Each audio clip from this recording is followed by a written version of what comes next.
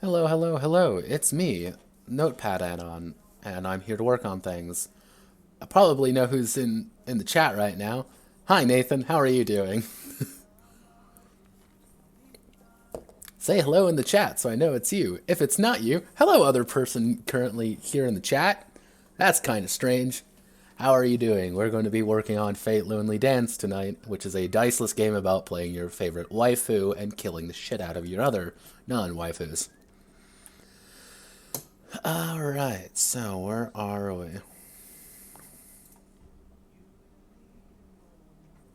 If anything, I could probably just go back in the Discord chat, but I want to be like professional and stuff and not do that.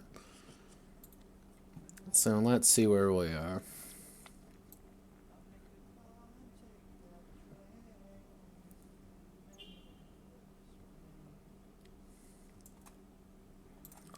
Here, give me 1 second. Hi, Nathan.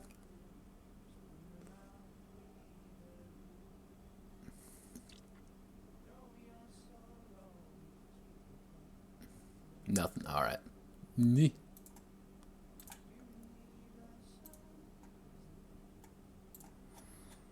All right, let's start where we were yesterday. We were doing Noble Phantasm stuff yesterday.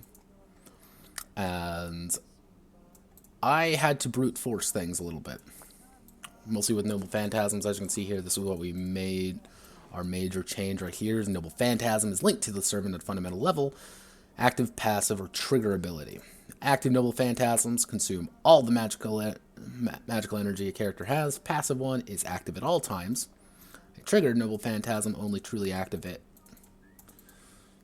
when certain conditions are met.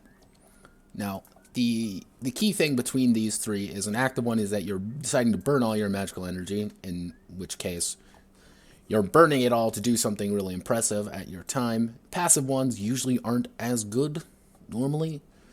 And a triggered Noble Phantasm, you have to get all the conditions. Now, some may be really good, like Jack the Ripper's, which is effectively I get to kill anyone instantaneously. Only if it's missed, it's a woman, and they don't see you. I believe that's what it is.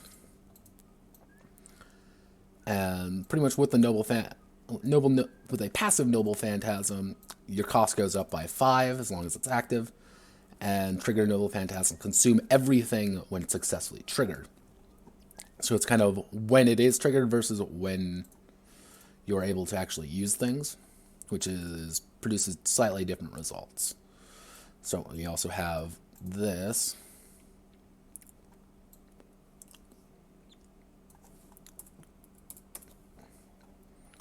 Which here's the big note here. Please keep that in mind over everything here. They're not really supposed to be balanced. A lot of the times, Noble Phantasms are, well, it's an instant win button a lot of the time. Or if it's not an instant win button, it's a makes your life very complicated button. So employing that and fundamentally knowing how it is kind of an exercise in the game master's field. You have to be the one to say no, yes, how each of them decide to work. That's kind of your responsibility as a game master. Basic rules are pretty simple. It's do what you feel is most appropriate, but do not give them one-shot Superman. If you think this is a really powerful tool, they can use it once. And only once. Do they want to use it right away and immediately give themselves away, or do they want to wait? Mostly because if you give them kind of a moment of how long they want to be able to use it, there's a chance they're not going to use it. It's the potion paradox when you see a lot in RPGs. I don't want to use this potion because I might need to use it later. And then I have this side note, Noble Phantasms in this system, which I'm actually going to be rewriting. So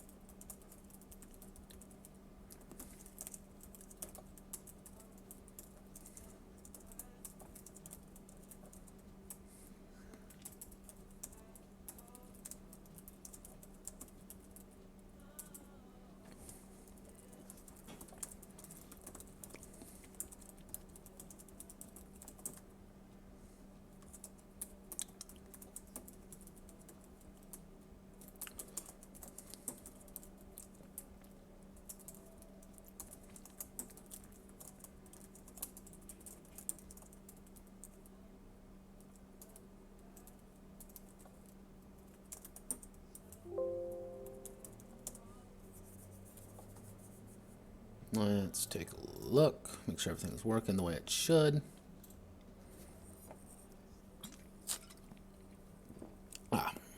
Yeah, I'm currently drinking Bavarian Cream Vanilla Java Porter because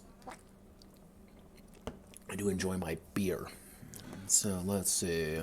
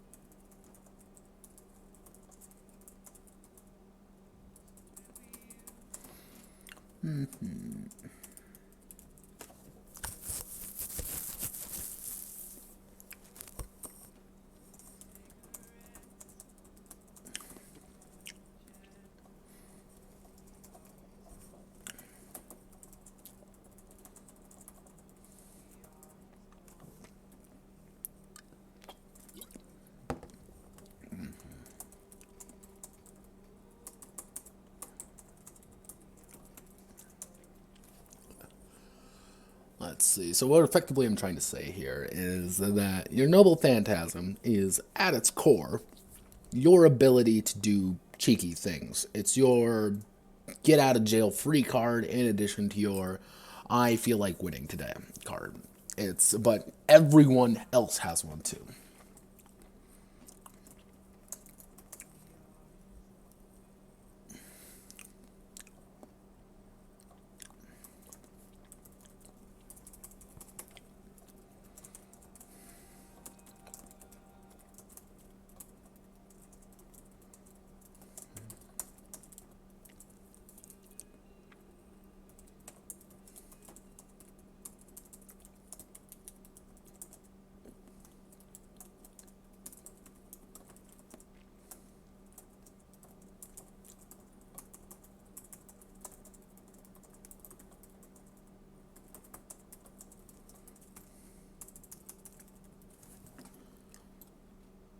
There we go.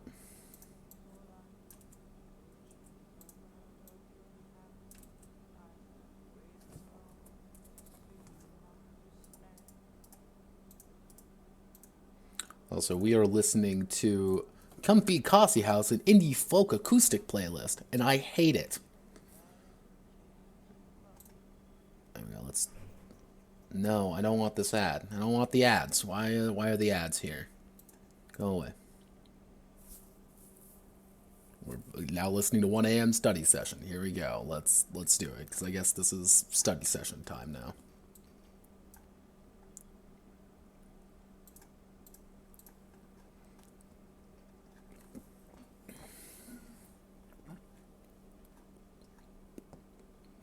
All right. So that's done. I think this section's pretty done. It's not perfect, but I think it works fundamentally speaking. Like, it's on paper it works. So now what we're going to worry about is this right down here. Rules for the social influence system. And I have decided that I'm going to put in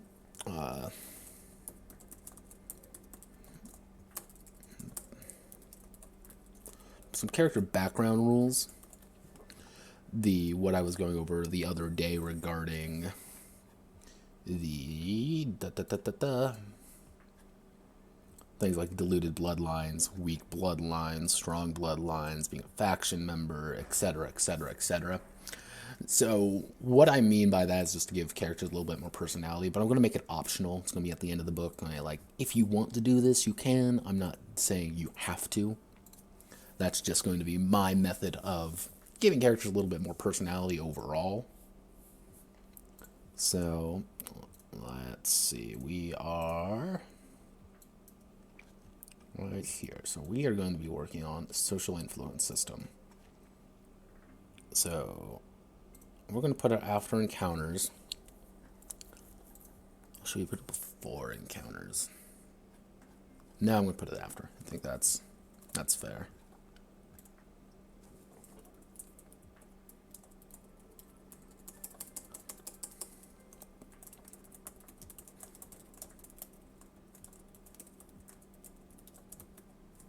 So one thing I'm actually going to do with this is do a little cheeky thing I like to call stealing from yourself. So if I go down here, these are all the games I've made to some various degrees, and in case you're wondering, yes, I did do that. I'm not proud of it, but I did. So let's go to, where is it? Now, Tabletop Online. So Tabletop Online is fundamentally a game about being an isekai protagonist, and this I'm actually, hopefully starting tomorrow, we'll be actually doing a few sessions of it. We'll be playing this.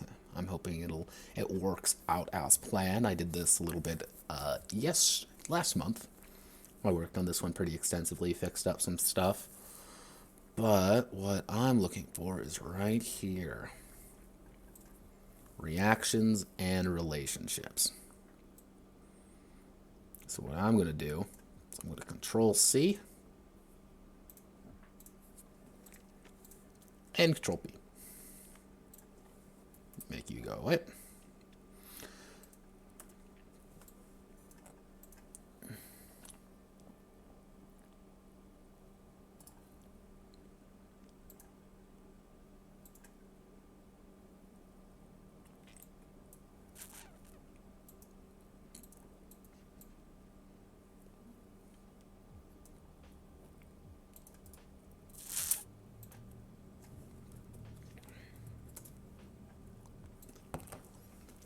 All right. Now we get to rewrite everything. Woo!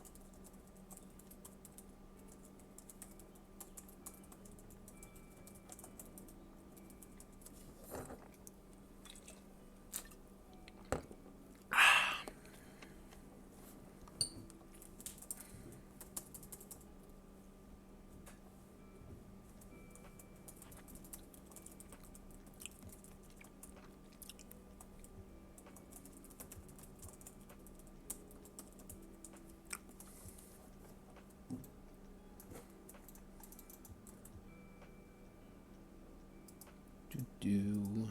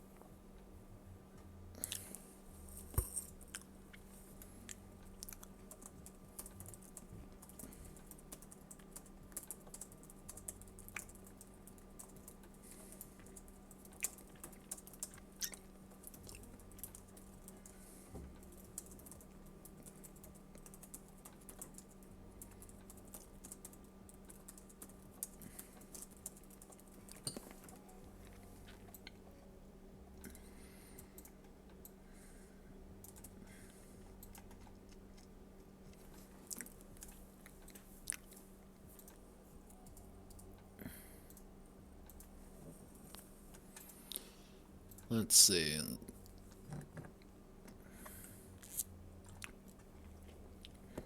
Yeah, what this is effectively saying is you're going to meet people.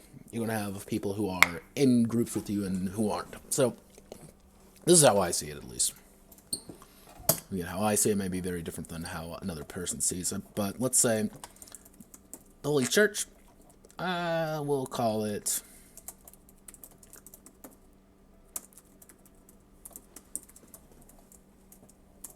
Let's see, Detective Kazuma, the whole...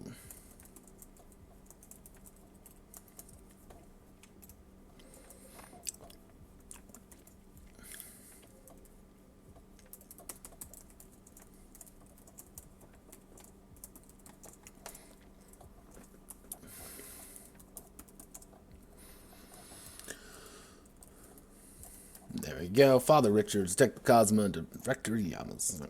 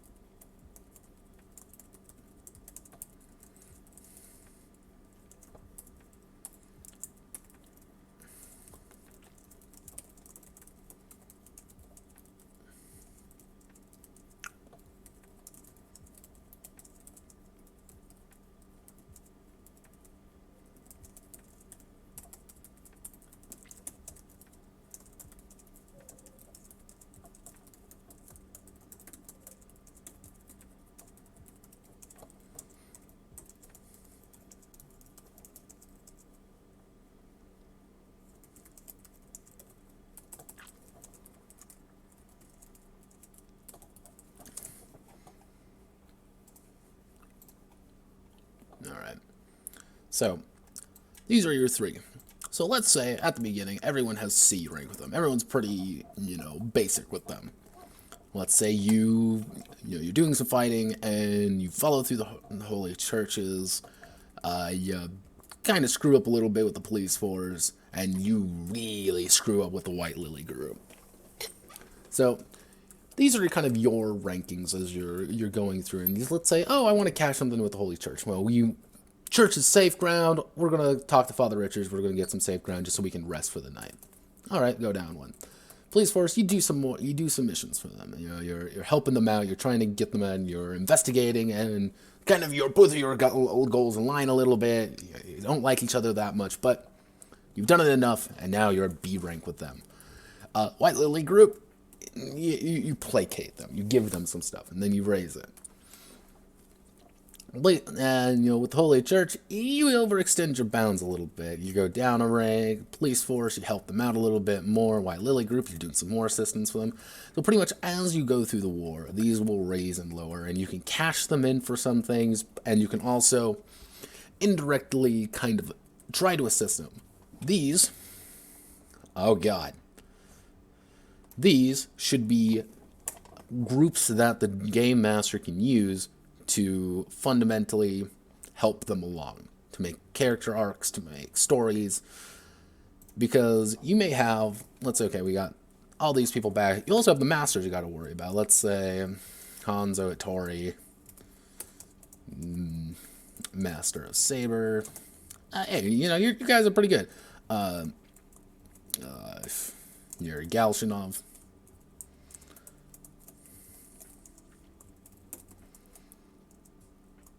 He hates you. He just wants to kill you. Like, he's made it abundantly clear he does not give a shit about you. But influencing the people, the masters, in addition to influencing kind of the major groups of the area, you've kind of got a more tangible goal instead of, okay, we just got to kill these guys. It's, well, we're really good friends with Hanzo. We know Hanzo has links to the police department. Let's kind of help Hanzo out. We can kind of get the police department on our side, and we can kind of work together on this. While someone like Yuri, he made it abundantly clear he hates everyone. Well, let's see if any of the other people don't want to try to take him down right away. He's very powerful, he's strong, we need to work together to bring him down. But what if he has the support of the church? What do you do then? So that's kind of what this is for. What I was actually thinking of doing, I don't mean to hit that, is that if we go all the way up back to character creation, derived values,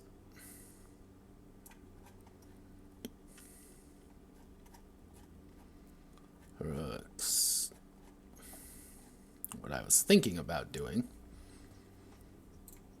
Shiro, we're actually going to shrink you down a little bit. We're actually going to make a second thing. We're going to make a second heading. We're going to call this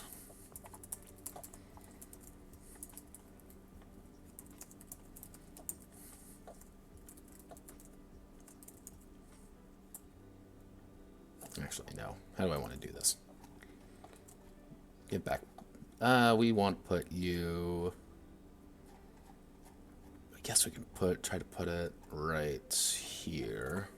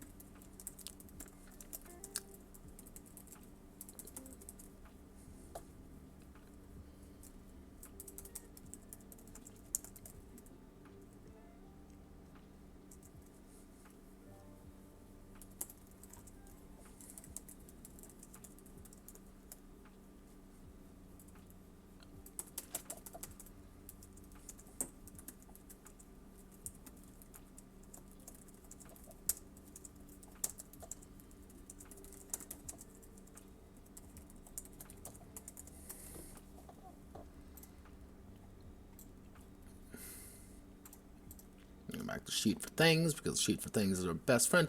Hello, viewer. My name is Notepad Anon, and I'm working on a game called Fate Lonely Dance. Glad of you to show up, unless I already know you and already said hi to you, and then, well, welcome back. Currently, I'm working on a social influence system, because social influence systems are pain and make my head want to explode. If I don't respond right away, I apologize. It's kind of how my setup is. It's a little bit janky, and I gotta go check back and forth a little bit.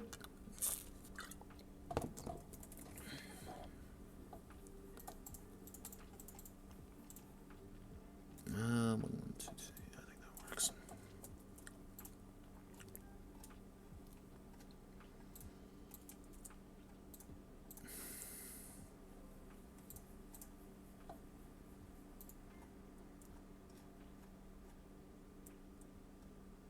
Wait, what?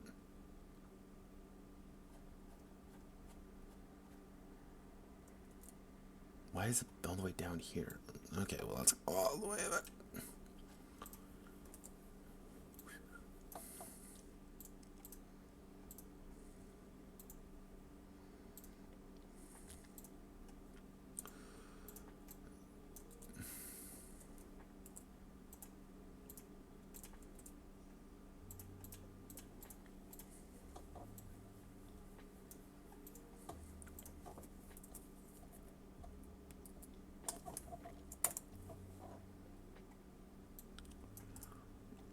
Table properties, left line, middle.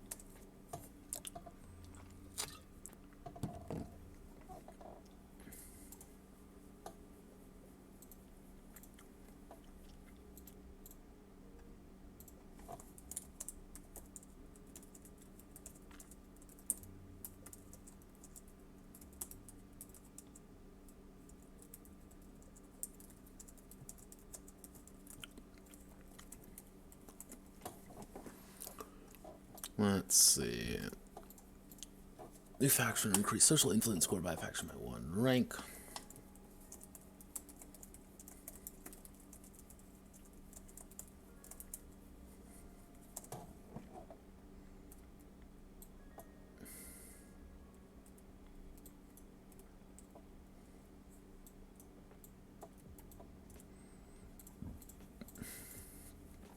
Okay.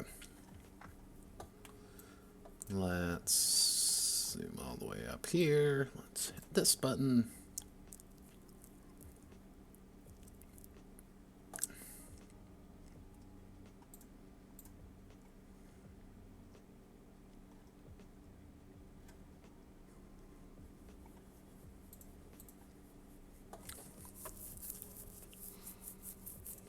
Okay.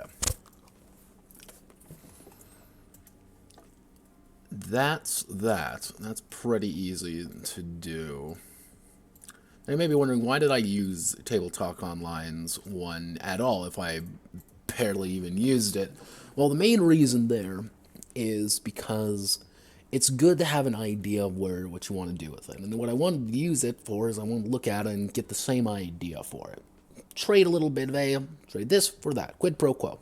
Simplest thing in the book. And since that was my goal, I wanted to make sure that I had the basis for it already. I barely used any of the words for it. I rewrote the entire thing, but just having it there was helpful. So let's see. We got the social influence system done. So what I'm going to do now is I'm going to work on the war rules. Now, fundamentally speaking, the war system is going to be a little bit weird. But I'm going to have these 4 things always present.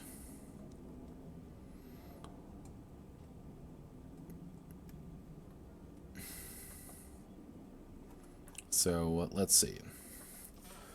Overall, let's say a Holy Grail War. Holy Grail War. There's the main goal, the prize,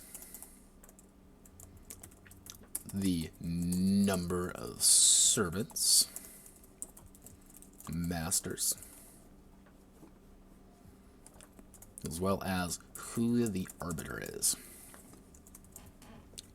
So, what I intend to do for this, kind of with the war rules, I might not do it tonight. I might have to just sit down and just write it down or have a few shower thoughts on the matter.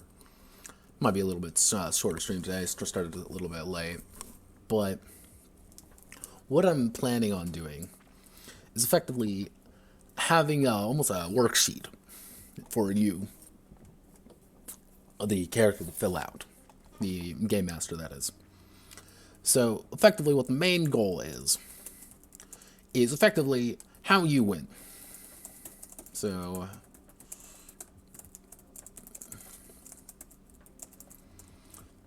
and for the main, like, how do you actually win, is kill X servants,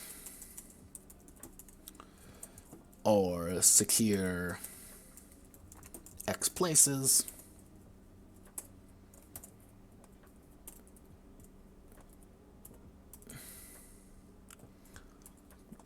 kind of etc., etc. Effectively, the main goal is there to say, all right, you need to kill X amount of things. You need to secure X amount of places for the summoning ritual to work. You need to do something to make sure something else happens. Kind of the main goal for players, as well as your own characters, as well as the game master's characters.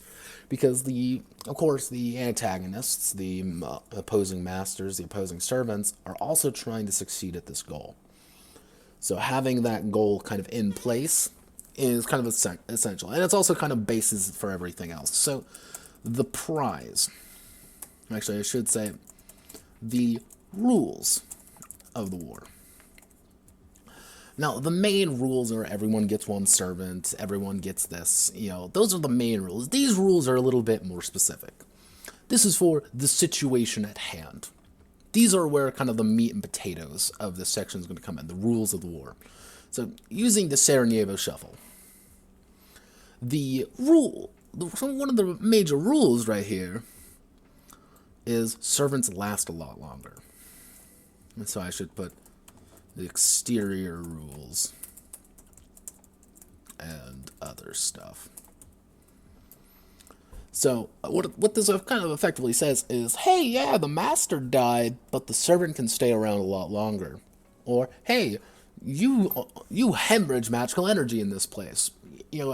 Everything is doubled. All your enter conflict is doubled. Instead of 5, it's going to be 10. Instead of, you might be the full thing might be 20, it's going to be 40 now. So your fight's going to be a lot different, or maybe it's half as much. So you're working with a lot less resources, but a lot more resources. That's kind of the idea of what I'm going for the rules of war section. So, this also brings me to the arbiter and factions. So I'm actually going to use a separate system for this. Another game that I wrote called, the new title is Hearts of Darkness, but has an idea for this. I'm going to use it as kind of the baseline to base everything else off of. But what that deals with is individual factions kind of wanting different things. So your relationship to the arbiter, each arbiter is going to have its own different goals and rules kind of associated with it. Break one of the arbiter's rules, and you're going to lose reputation. You're going to lose your social standing with them. You're going to have more problems there. Follow through with the rules, and you get more.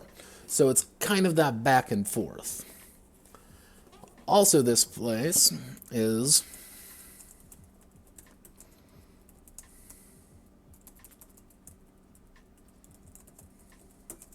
effectively the opposing master section of this one is going to be effectively A, how to build an opposing master, and B, what to do when you have them. Because if you actually look at a lot of the two major ones, Fate Zero and Fate Stay Night, the main characters go up against pretty extravagant odds. Like, let's not kid ourselves. It's pretty bonkers odds. For example, in Fate Stay Night, one of the main characters, Ilya von Eisburn, has a goddamn castle in the snow and has effectively made the entire place a fortress for everyone to assault. She has a berserker there, which makes it even more complicated. What I want to do is pretty much give a certain number of points, or something akin to that, for the Game Master to kind of play around with. So not necessarily to make it balanced or anything like that, but simply to give them a general idea of, have a master who's this, have a master who's like this, or even just a basic archetype. Kind of just going through of what would various masters be like, and kind of a little bit easier to pick and choose from. Mostly if you have kind of the central idea for an antagonist, and having kind of I wouldn't say a randomly generated NPC section, but it's kind of an idea of, hey, this is what I would like, this is what I think would work. Masters. And most importantly for this section, so kind of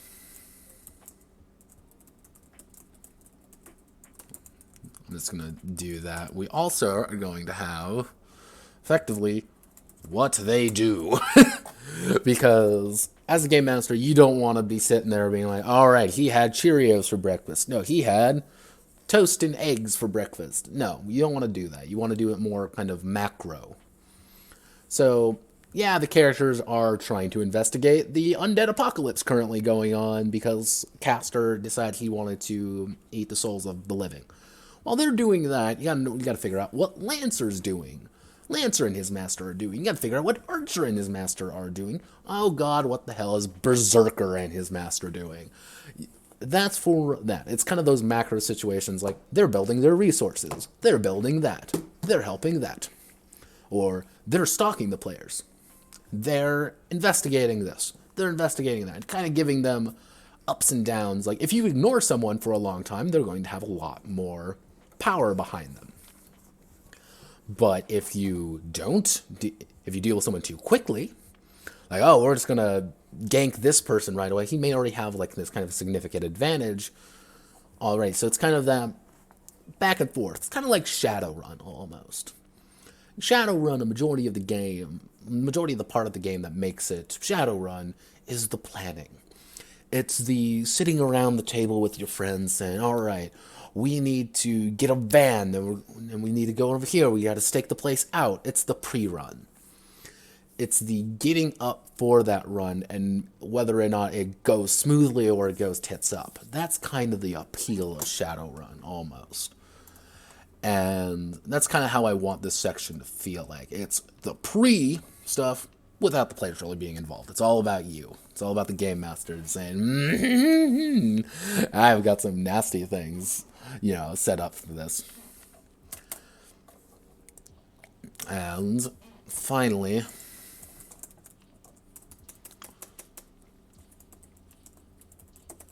actually I should put this here. Grand operations are kind of your, bogus, things have really gone, to requote myself, tits up.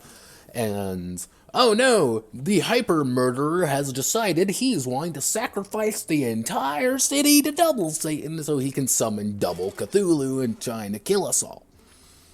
That's what a grand operation is. It's like a culmination of that master's plot line, you could say, or kind of his end goal.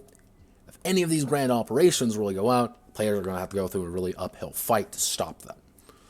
And that's kind of the thing that each master has his own way of succeeding, his own win that he wants to do. And some masters may not even really want to fight.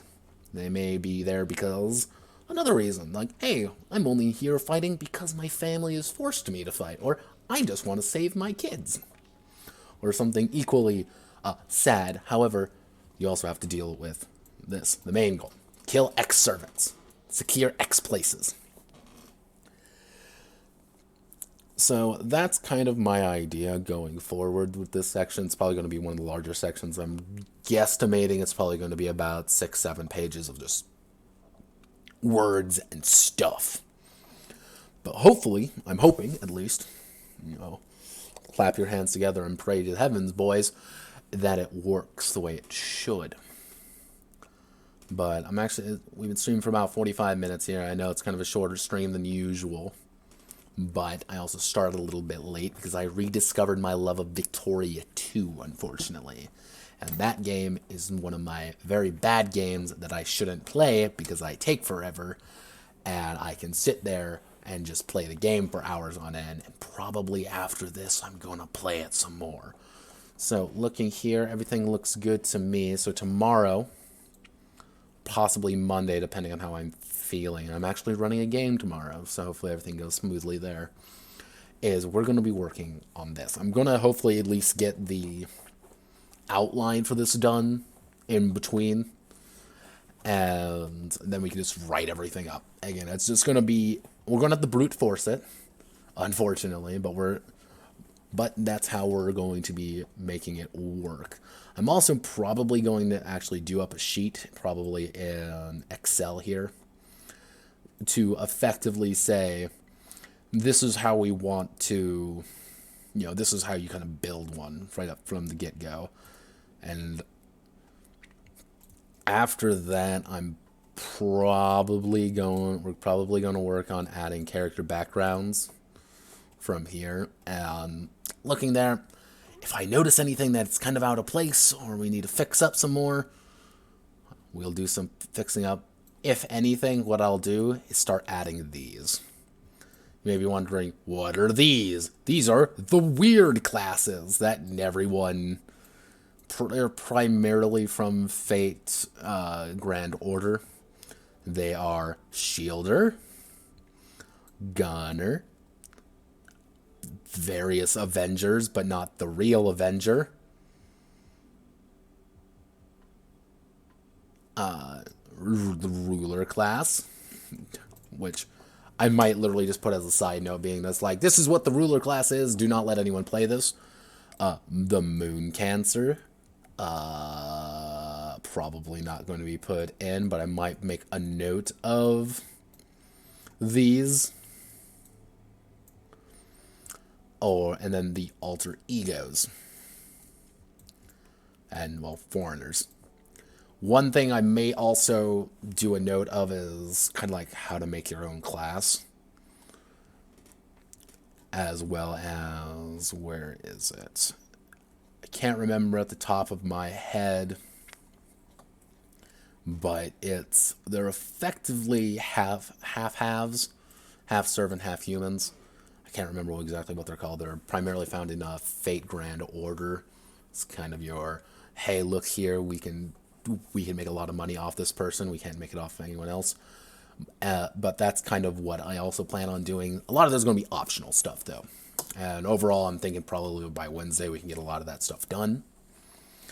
And after that, I will probably be wrapped up with Fate.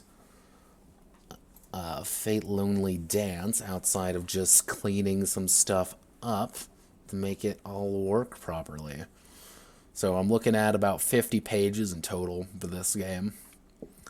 And as of right now, we are at 8,950 words. So at the end of the day, we're looking at maybe 10,000 words for this entire project. So, all right. Thank you all very much, and have a wonderful rest of your day.